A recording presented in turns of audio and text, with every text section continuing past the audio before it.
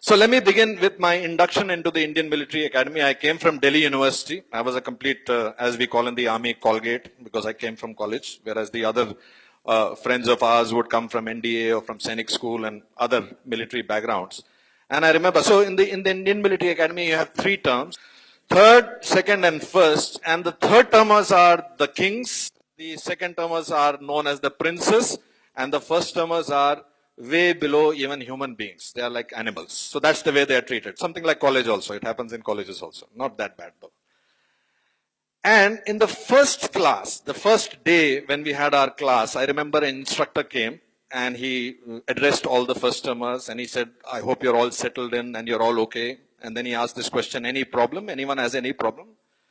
And मैं नया नया आया था दिल्ली यूनिवर्सिटी से, I was a little bit of a union leader there, so I raised my hand and said, yes, there is a problem. So immediately I found some of my other classmates who were from Sainik School or who had a military background trying to put me down.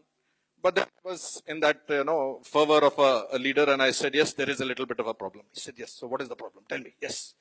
So I told him, in the morning when we wake up and we go to get our tea and biscuits, by the time we reach there, we find that the third termers and second termers, they have taken everything.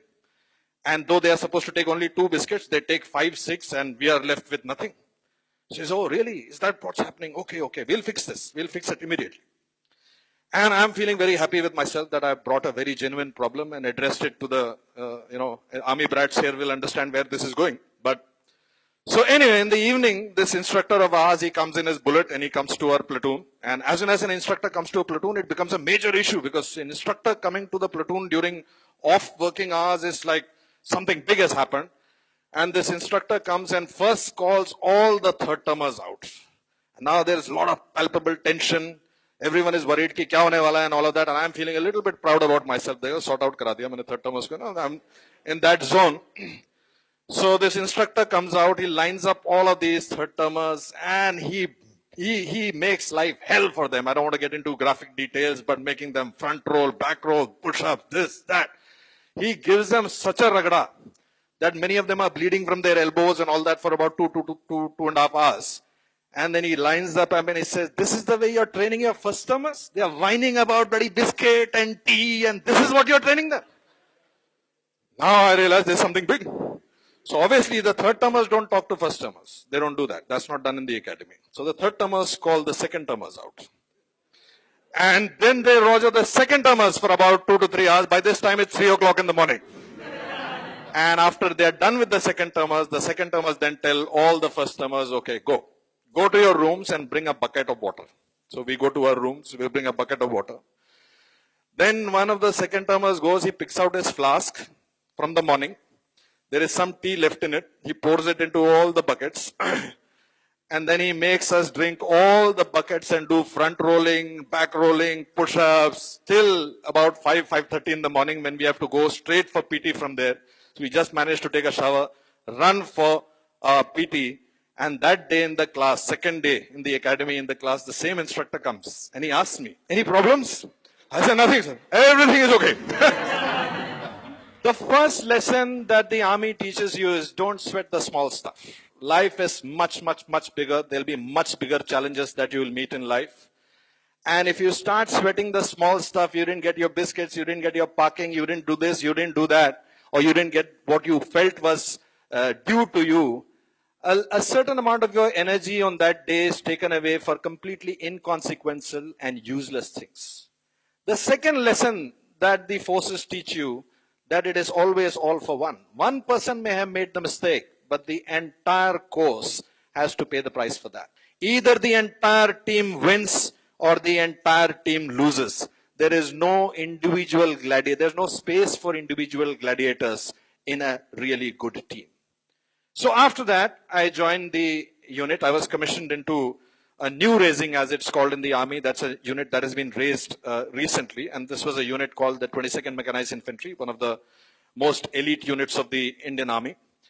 And I was in the academy 313th in merit.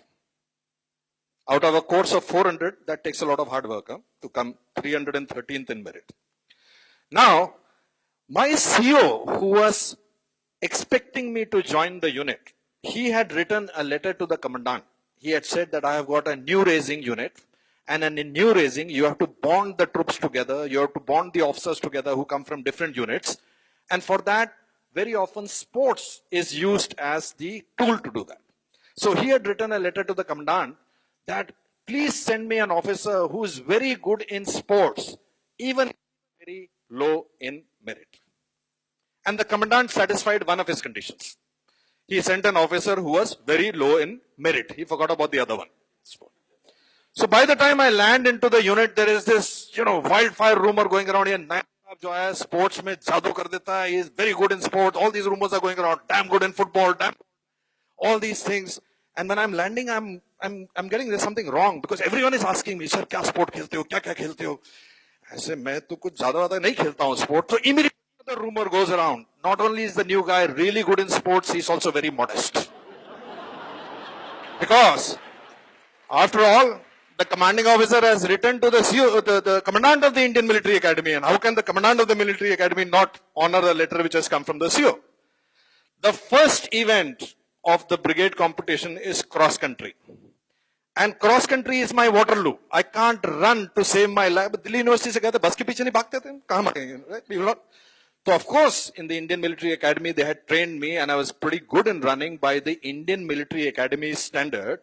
But if the IMA standard is here, then combat unit standard is somewhere here. So the first event which is happening is cross country, and I'm trying to run my career best and do the best I can. But still I'm trailing somewhere far behind. It's not really that good.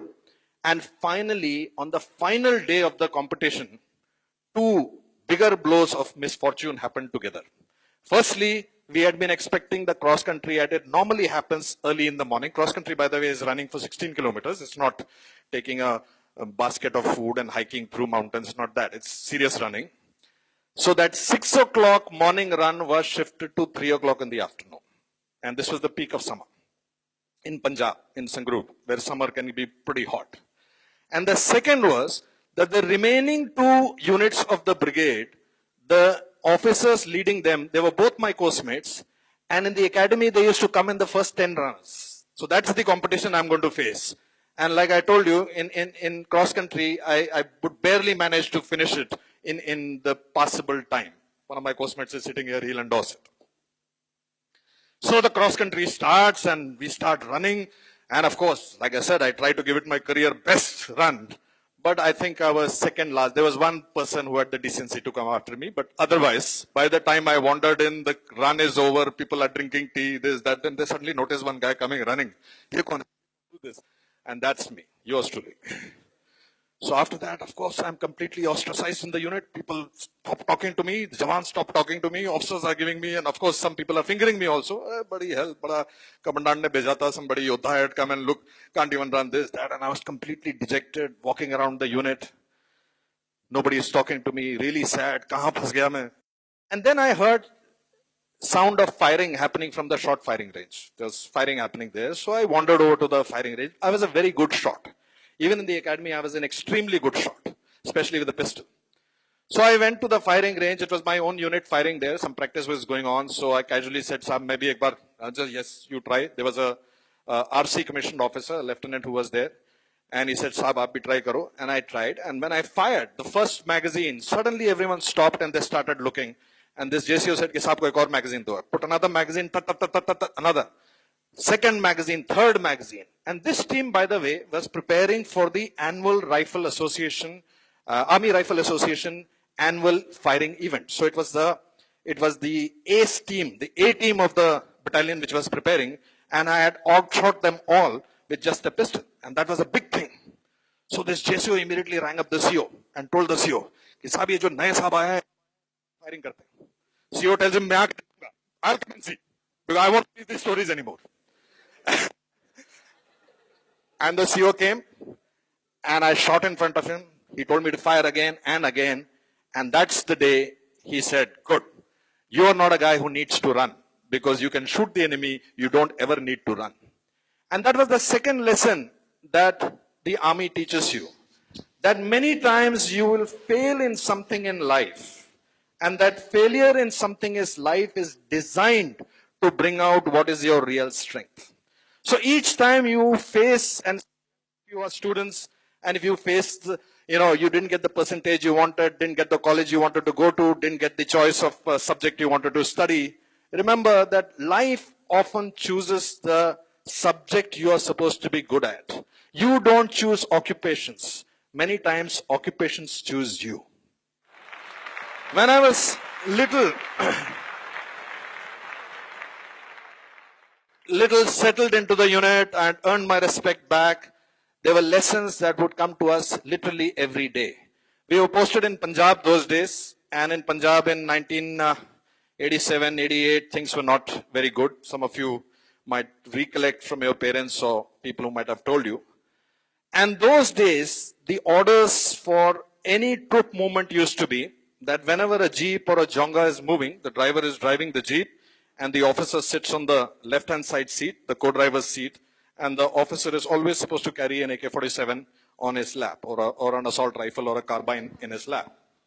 And we used to be in Sangrur, so we had to keep going to Patiala, back, Ambala, back, and these journeys were fairly uncomfortable, long distances in those jeeps, and this AK-47 is a very cumbersome weapon to keep in your lap all the while.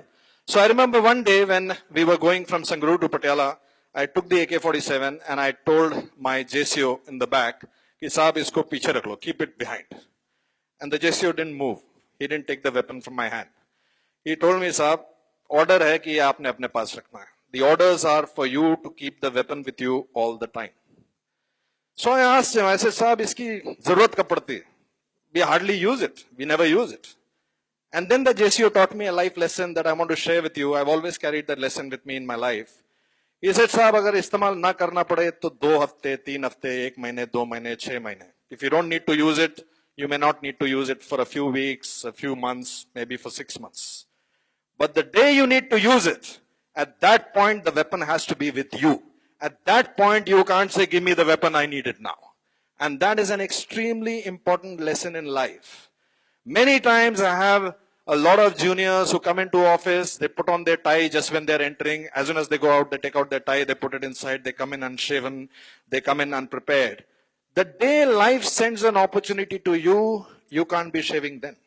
The day an important person watches you in an airport, if you're not wearing your tie, he knows that you actually fake it only when you come to him. That is why in life, one of the fundamental lessons the army teaches you is when you wake and get out of your office or get out of your home, from that moment onwards, you are expecting combat. One of the first signs that is written as you move out from your units, the logo over there very clearly says, Aaj Mukabla Hoga. Even if every day has been a peaceful day, today can be that one day when you will have to get into combat. And at that point of time, you can't say, Saab, mere ko hatiyar do. It will not work. The last story I want to share with you is about an instructor who was so we have Havaldar instructors, we have officer instructors, we also have Havaldar instructors. And this is the story of an instructor, his name is Nair, Havaldar Nair. Of course, now he must be an honorary captain or honorary lieutenant, inshallah. And he was our instructor in missiles, armament and missiles. And I was part of a division of the army, which basically is called mechanized infantry. We have light tanks called BMPs, and we fire missiles from that. And becoming a missile gunner is a great achievement. So becoming a missile pilot takes a lot of hard work. You have to do a lot of simulator firing. You do thousands of hours of, thousands of launches in the simulator, and only then, after you have cleared a certain level, you are allowed to fire a live missile, because a live missile is extremely expensive. It's very, very expensive. So anyway, 6 months course, we have worked very hard and we are all ready. And there was a very close friend of mine who was doing the course with me, and he was extremely good. He was very good in his simulator. He was very good in pretty much every aspect of the gunnery course. And for the final day, he was heading to be the top grade, one of the top grade, and it was expected that he'll be amongst the top 2 or 3 officers passing out. And we go to these firing ranges in Ahmednagar, KK ranges as they are known. These tanks are lined up, the missiles are loaded on it, and the controlling officer, he's put everyone on their respective tanks, and then he says, okay, report when ready, Alpha 1 ready, Alpha 2 ready, Alpha 3 ready, all the radio telephony happens, everything is ready, and then the first tank fires, the missile goes, hits. The second tank fires, the missile goes, hits. Third one fires, and the missile, obviously, these officers have been training for months together, and they're the cream of the cream. And my friend is in the last BMP, and when he is told to fire, he presses the trigger, and the missile misfires. Now, it's equipment, sometimes failures happen. In this particular case, you can say the average of a missile misfiring is maybe 1 in 10,000, but that happened to my friend. That 1 in 10,000 happened to my friend. Now in the army, we depend only on the outcome. So you can't say, sir, actually the fault was nothing doing. If the missile has not hit the target, you will not get the missile pilot badge. As simple as that. So this officer was very, very dejected. And as we all went to the control with our missile cases in our hand, the instructor gave the briefing points to the first gunner, the second, the third. And when he came to my friend, he was so disappointed and so sad that he said, the commandant said that I'm a missile from my pool. And he gave one missile. So the commandant has got a pool of missiles, and from that one missile, from that pool, he was given one more missile to fire. And now my friend is the only person left to fire. New tank is brought, new launcher is kept over there just in case there's a malfunctioning of the launcher. The new missile is placed on the launcher. Everyone in the audience, we also invite civilian guests to come and see this. So the entire grandstand, we are all waiting, and he says, okay, Alpha 1, report when ready. Says, Alpha 1 ready to fire, sir. Report, fire at your own will. And everything is ready. The cupola is locked, target is locked, missile is put on site, and he presses the trigger, and the second missile misfires.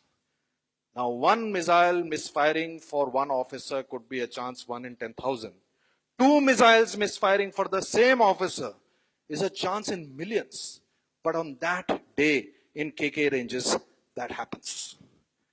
And when this officer is completely dejected, he knows he is not going to pass out of that course with the missile pilot. Not his fault. Not at all his fault. That's the time Ustad Nair puts his hand on the shoulder of this officer and gives him a lesson that I want to share with you, and I hope you will carry with you through your life. He tells him, साहब हर एक की किस्मत में, हर एक की जिंदगी में कुछ मिसफायर मिसाइल लिखे हुए हैं. ये लिखा हुआ है कि कुछ आपके मिसाइल मिसफायर होंगे. आपके दोनों मिसफायर ट्रेनिंग में खत्म हो गए, जंग के मैदान में नहीं. It's such an important lesson. Each time you are defeated, you fail to achieve an objective, you're not able to get what you want. Remember, a little bit of bad luck, a little bit of bad bread is there in everybody's life. If that bad luck goes away in college, it goes away when the stakes are low, it goes away when nothing earth-shattering is going to happen, then it's good that you have used up your bad luck. And I want to end this whole series of stories with this last one about Havaldar Nair again. Some years later, of course, I graduated from there, and some years later, there was a massive competition happening in our division. And this competition was of field firing, all sorts of firing. Eventually, however, what happened was that 2 battalions, the 22nd Mechanized Infantry Regiment and the 1st Mechanized Infantry Regiment, these were the 2 who were in the pole position neck to neck. They were just neck to neck in pretty much every score.